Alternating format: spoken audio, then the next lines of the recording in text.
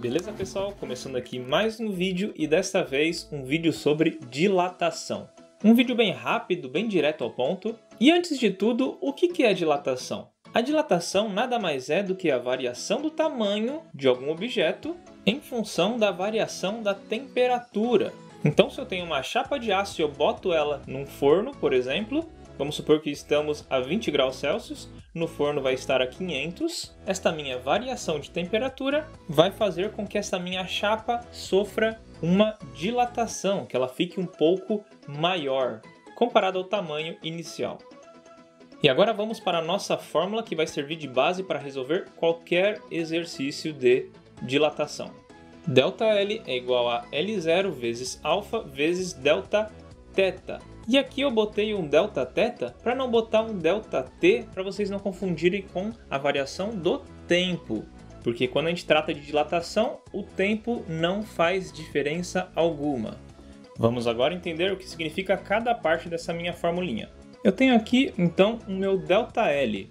Esse meu ΔL eu vou chamar de variação do tamanho, tudo bem? Eu vou chamar assim porque eu quero que essa fórmula seja o mais genérico possível. Logo mais vocês vão entender melhor, tá bom?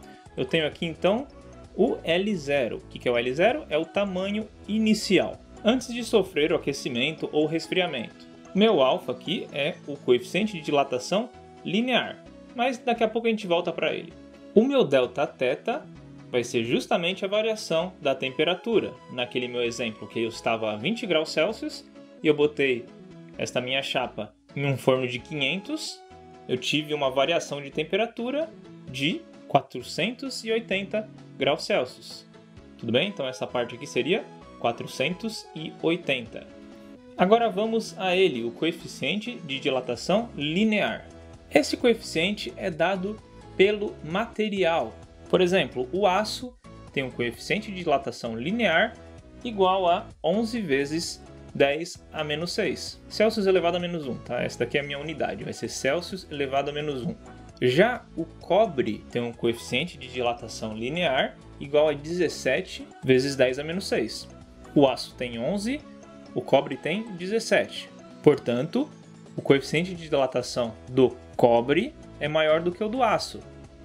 Desta forma, sendo maior aqui, a minha variação do tamanho aqui, a variação de dilatação, vai ser maior para o cobre do que do aço. Tudo bem? Então é isso, o coeficiente de dilatação é baseado no material. Agora vamos desenhar aqui como que seria a expansão deste material. Vamos supor que esta minha barrinha tenha sofrido uma dilatação linear, ou seja, ela só vai se expandir nesse sentido aqui, tudo bem? Ela só vai se expandir de forma unidimensional. Aqui então, deste ponto aqui até este ponto aqui, nós temos então nosso ΔL, que é a minha variação do meu tamanho. Deste ponto aqui até este daqui, vai ser o meu tamanho inicial, o tamanho antes de sofrer o aquecimento.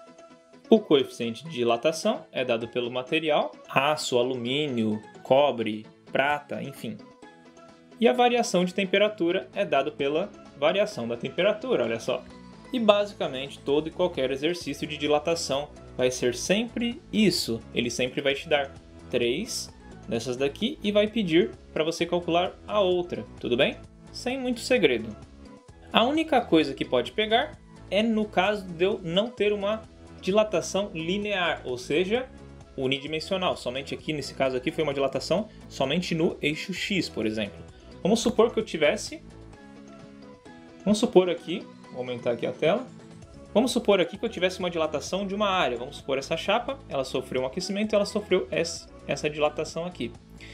Neste caso, a fórmula, repara, é exatamente igual. Eu tenho aqui a minha variação do tamanho, é igual ao tamanho inicial, vezes... Opa, aqui mudou alguma coisinha, né? 2 vezes alfa, vezes o delta θ, né? Que é a minha variação da temperatura.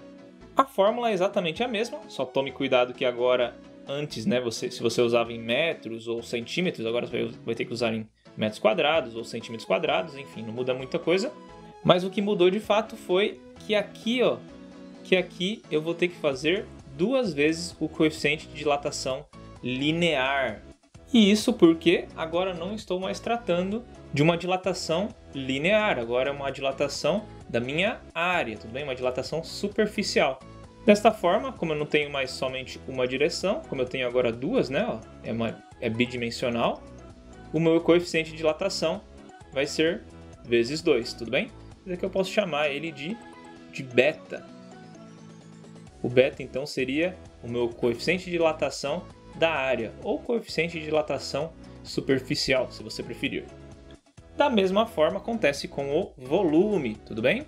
A fórmula é basicamente a mesma, só que aqui, então, eu vou ter, como agora estou tratando de 3 dimensões, né? O eixo x, o y e o z, eu vou ter que fazer 3 vezes o meu coeficiente de dilatação linear.